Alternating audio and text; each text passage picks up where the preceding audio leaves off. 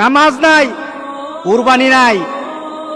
যেই ব্যক্তি নামাজ পড়ে না, যেই ব্যক্তি নামাজ পড়ে না, কুরবানি তার কোনো সফলতা আনবে না, কুরবানি তার জন্য সফলতা বয়ে আনবে না। নামাজ নাই, কুরবানি হবে না তার, নামাজ ছাড়া কুরবানি হবে না। এটাই ধারাবাহিকতা। ইন্না আতাইনাকাল কাউসার ফাসাল্লি লিরাব্বিকা ওয়ানহার। নামাজ আগে, কুরবানি পরে। আর আমাদের সমাজে এমন মানুষ আছে নামাজ পড়ে না কিন্তু লক্ষ লক্ষ টাকা দামের কুরবানি ছাড়ে না। তার মানে কি? সে দিন বুঝে না, সে ইসলাম বুঝে না, মুহাম্মদ সাল্লাল্লাহু আলাইহি সাল্লামকে দেওয়া আল্লাহর ঘোষণাও জানে না, ইব্রাহিম আলাইহিস সালামকে দেওয়া সেই কুরবানির নীতি জানে না। এই কুরবানি তার জন্য কোনো সফলতা বয়ে আনবে না। সুতরাং যারা কুরবানি দিচ্ছেন, আপনার নামাজ নাই, যারা উলামায়ে কেরাম কিন্তু বলেছেন যাদের সাথে নামাজ নাই, যাদের সাথে নামাজ নাই, নামাজি ব্যক্তি যেন তাদের সাথে কুরবানি না দেয়। কারণ বেনামাজির কুরবানি হবে না। আপনি 7 নাম দিলেন, 6 জন মানুষ নামাজ পড়ে, একটা মানুষ নামাজ পড়ে না, বিপদ কিন্তু হয়ে গেছে, বিপদ কিন্তু হয়ে গেছে।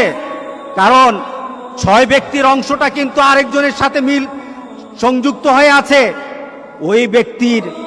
ওই ব্যক্তির বেনামাজি হওয়ার কারণে উলামায়ে কেরামের মতামত, সব উলামায়ে কেরামের মতামত, নামাজ যার থাকে না কুরবানি তার হয় না। সুতরাং নামাজ ছাড়বো না। রাজি আছি সবাই? কি ছাড়বো না বলেন? নামাজ ছাড়বো না। নামাজ কায়েম করার পর আপনার কুরবানি, আপনার রোজা, আপনার হজ, আপনার ইবাদত, সকল কিছু নামাজকে দিয়ে মানদণ্ড করা হবে। আগে নামাজ, এরপরে সকল ইবাদত। এটাই হবে মুসলমানদের ধারাবাহিক আমলের নিয়ম। যাদের সাথে নামাজ নাই, আজকে চলুন তওবা করি। আজকে তওবা কবুল হবে, আজকে আল্লাহ মাফ করে দিবেন, আজকে আমাদের গুনাহগুলি মাফ করে দিবেন। আজকে তো আমরা এমন ভাবে আল্লাহর কাছে বলবো, মাবুদ তোমার আরাফাতের ব্যক্তিগুলি আরাফাতে কেঁদেছে, এদের মনে কিন্তু সুখ ছিল না, এদের মনে কিন্তু আনন্দ ছিল না। কারণ আরাফাতের ময়দানে 10,000 মানুষ থাকে না। মুহাম্মদ সাল্লাল্লাহু আলাইহি সাল্লাম যখন হজ করে গেলেন তখনই তো 1.25 লাখের উপর মানুষ ছিল।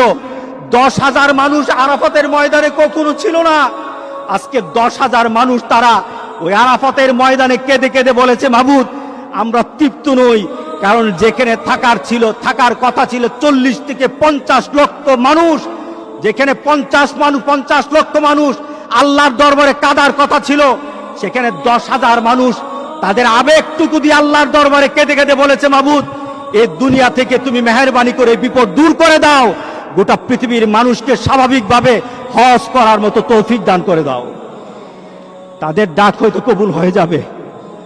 আমাদের বিশ্বাস তাদের ডাকের কারণে হয়তো আল্লাহ আমাদেরকে মাফ করে দিবেন। আজকে চলুন আমরা আল্লাহর দরবারে বলি, আজকে কয়টা মাস হয়ে গেল? আজকে প্রায় 6টা মাস আমরা যেন একটা নতুন পৃথিবীতে বাস করছি। যেই নতুন পৃথিবী সম্পর্কে আমাদের কোনো ধারণা নেই। আমরা একজন আরেকজনের সাথে মিশতে পারি না, আমরা একজন আরেকজনের সাথে কুলাকুলিও করতে পারি না, আমরা একজন আরেকজনের সাথে মুসাফাও করতে পারি না, আমরা একজন আরেকজনের বাড়িতে দাওয়াত খেতেও পারি না। আল্লাহ সুবহানাহু ওয়া তাআলা বলেন, আমার হুকুম মান।